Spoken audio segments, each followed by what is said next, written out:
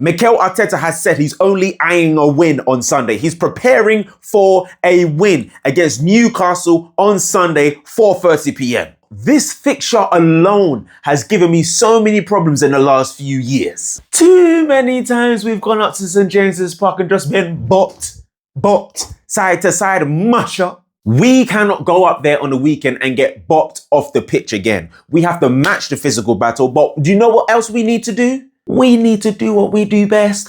Go there and actually play football. But then again, I say do what we do best, but we don't even do what we do best to the best of our actual standards. Does that make sense? You know what I'm saying. We're not allowed to leave St James's Park without 3 points. I'm your host, Dini. Welcome back to Arsenal TV. This is your Newcastle versus Arsenal match preview, and this video starts right now.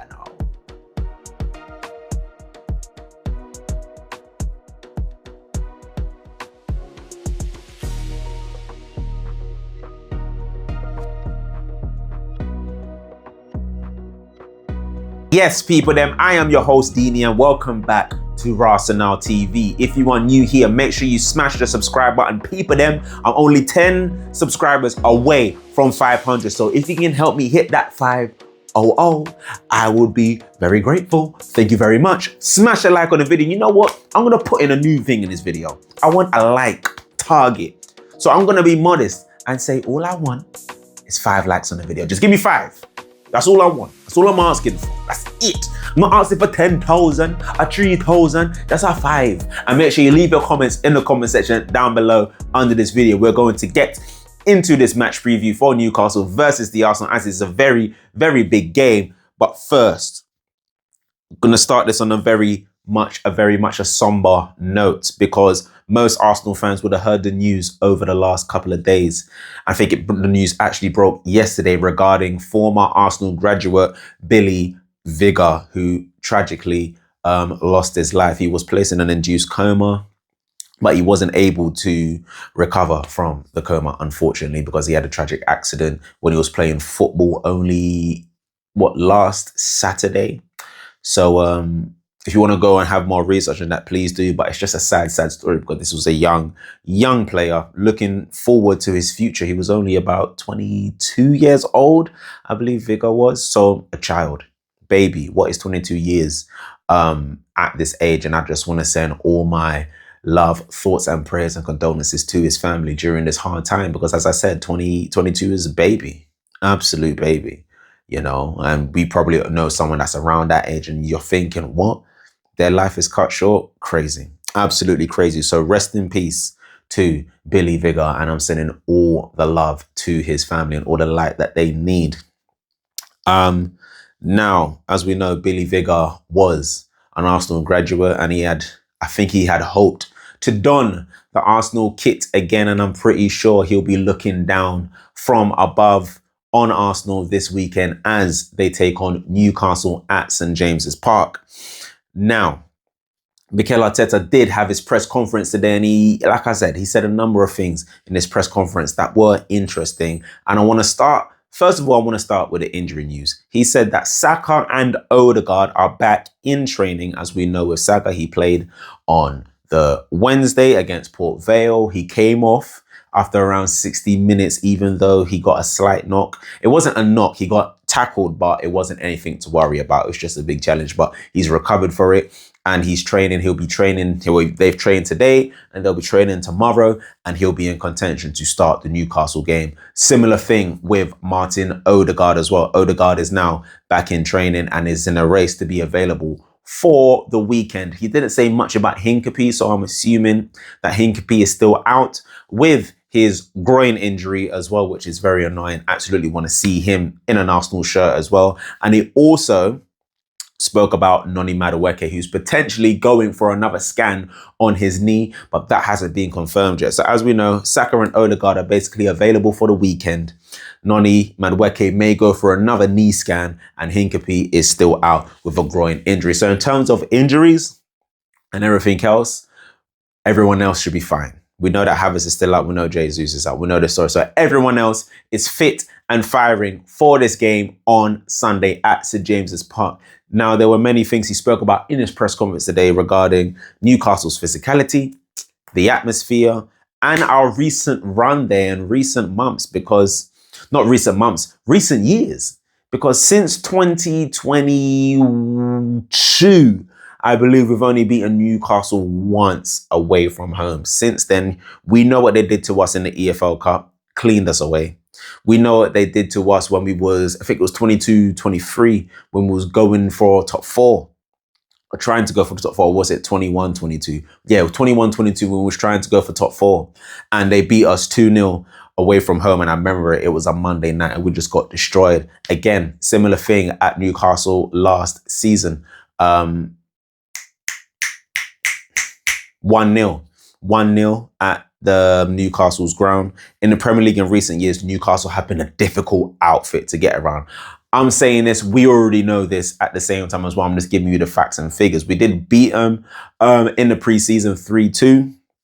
Tough game, wasn't an easy game at all. And this game on Sunday won't be easy as well. The physicality that Newcastle bring is something that Arsenal have not been able to match in recent years. And a question that we'll go into ask tomorrow, or we're going to find out tomorrow in the starting 11 when that is posted, is what team, what midfield does he go with? Because this is where Mourinho may come back into contention. As annoying as it is, he may go for the midfield three of Zubimendi, Rice and Mourinho to combat Newcastle's midfield with Guimaraes, Joelinton, Tonali, all their man there that are proper physical and bullies in the midfield. So he may go for that again. He also spoke about the atmosphere at St. James's Park. One team, one city type of team, you know?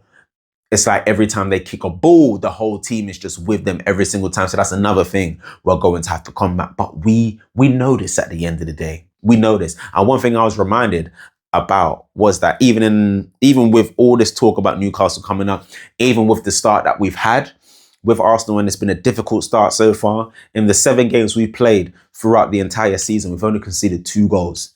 So that says we are good of keeping goals out. We know that we are a brilliant defensive team and we're well drilled and everything else.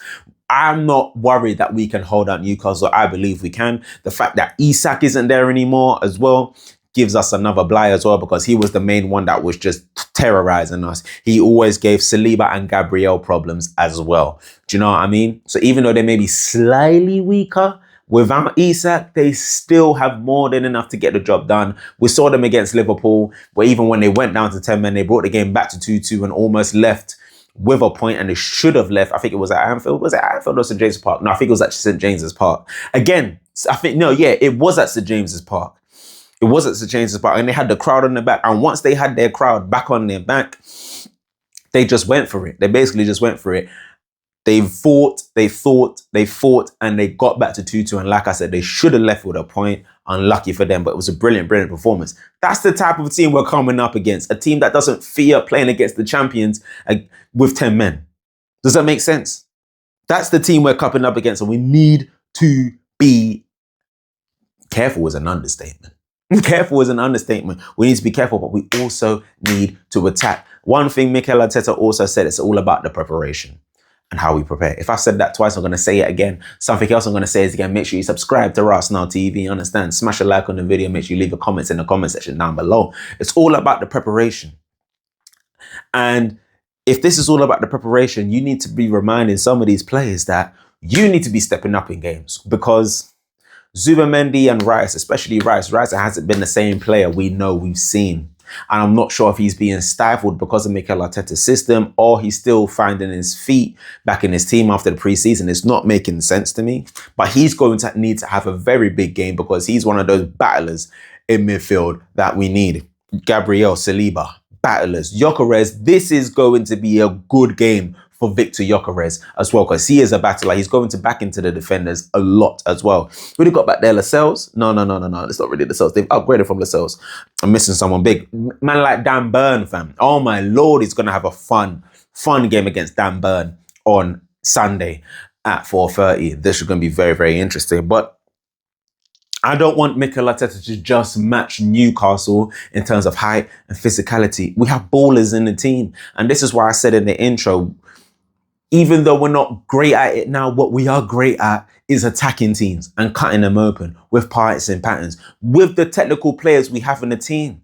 And I would love it if MIKEL ARTETA actually puts Eze in the 10 with, do you know what? I would even change the formation as well. I'd go 4-2-3-1. In my opinion, keep 2 DMs, Eze is sitting, and let everyone else do their thing. That's what I would do, in my opinion. People will say, might be too many changes and this, that, and the other, blah, blah, blah, blah. But hey, needs must at this time, because in terms of attacking fluidity, we're looking rigid. We're looking stiff, mad stiff. We ain't got no creativity. So we will see what MIKEL ARTETA does for this game. Now, the biggest challenge as well is dominating. I said with the physicality, the biggest challenge when you go up to St. James's Park is dominating the game. That will be our biggest challenge, because every time we've gone up to St. James's Park, Newcastle like to dominate the ball. As I said, they got the crowd on their back. They got the stadium. They got the physical players. They like, when any team goes to their home,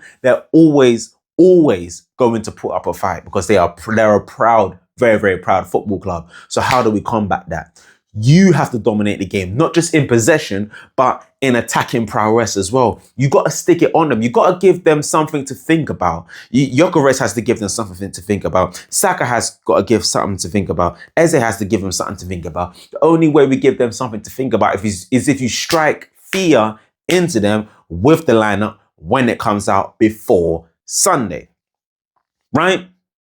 Before the game on Sunday.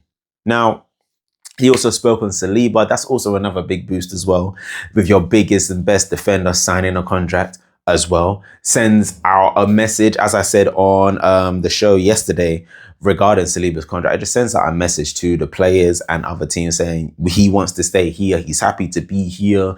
And that should be giving some of the team even another big boost as well, because imagine the news came out this week that Saliba rejected the contract, was stalling, and this, that, and the other. It will create an air of discontent within the club as well, which is what we don't need.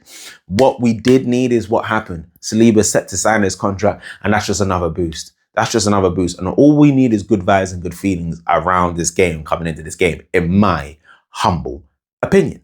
So, the first 5 minutes. He was asked about the first 5 minutes of the game. And the first 5 minutes of the game are going to be key, as well as the other 85 minutes. Do you know what I'm saying? But that first 5 minutes, what do you need to do? You must set the tone. That press has got to be high. You got to push Newcastle back, in my opinion. Push them way back. You got to push them back. And you got to camp them in their half. We have to try and smother a team that's only brilliant at smothering. Does that make sense? That's what we need to do. We really do need to do that. Now, this is what I'm going to do very, very quickly, because I'm just going to read you the previous results from our home games with Newcastle over the last couple of years. And it's genuinely, when I saw this, I was like, rah. I was like, this is rough. I was like, this is very, very rough. And I didn't realize it was that bad, because when I look back before 2021, when we started losing against Newcastle, it actually wasn't that bad. We used to beat Newcastle for fun. We genuinely used to beat Newcastle for fun, but now they've turned it around. As I said, May 2022, we lost 2-0 at home, away from home. We then go again. Well, May 23, we actually beat them 2-0 away, but the league was kind of done then, and this, that, and the other, but we did beat them. Lost 1-0 at home, November 23. We lost 1-0 at home to them last year. We lost 2-0 at home to them again in the EFL Cup semi-final. Facing Newcastle at home, clearly it's like we don't want it. But we need to want it. We have to want it, because this is a must-win game. It is a must-win game. You know? Serious. Because Arsenal could potentially be 8 points behind Liverpool. We could be 8 points behind if we don't win. 8 points. Arsenal could be 8 points behind Newcastle, Liverpool, if we don't win. I'm going to say it one more time. Arsenal could be 8 points behind Liverpool if we don't beat Newcastle. I know they got a tough game against Crystal Palace on the Saturday beforehand. I get that. But no, the way Liverpool are moving, they just keep on winning. And no matter who comes up against them, I can just see a win. So Arsenal, get the win. It is a must. It has to be done. It has to be done. Now, people then, we're going to get into the starting 11 tomorrow. So make sure you're subscribed to that. And I've got, like I said, I've got my own thoughts and feelings of what the starting 11 should be or what I would do in this, that, and the other. We're not going to predict the 11 because I think I already know what's coming and I'm too scared about it. So what I'm going to do tomorrow is going to give you my 11 that I think would and should get through this game, in my opinion. So make sure you're subscribed to that. This has been your preview for Newcastle versus the Arsenal at 4:30 p.m. at St. James's Park. And as I said, people, we just need to win. Does anyone think we will win? Does anyone think we'll lose? Let me know in the comments below. I'm going to leave my predictions and everything else for the starting 11 video tomorrow. But do you think we will lose? I hope we don't, but who knows at this point. But people then, as I said, make sure you like, comment, and subscribe to Arsenal TV. I am 10 subscribers away from the magic 500 subscribers. So help me get there. A modest like target of 5 subscribers. 5 subscribers, 5 likes, people. Come on. There's 5. I got 5 on it. Right. Anyway, love and guidance, people. Peace.